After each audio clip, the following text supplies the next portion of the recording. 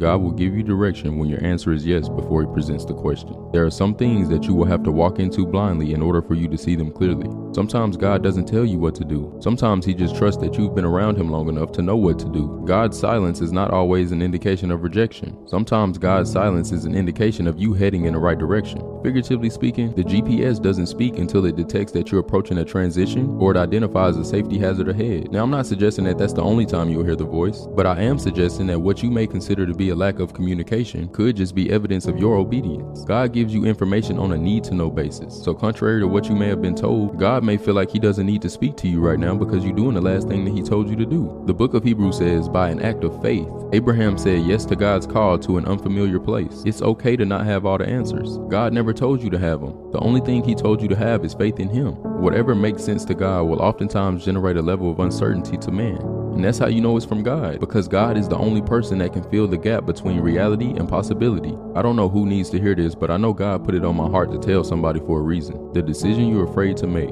is a reflection of the cycle that you refuse to break.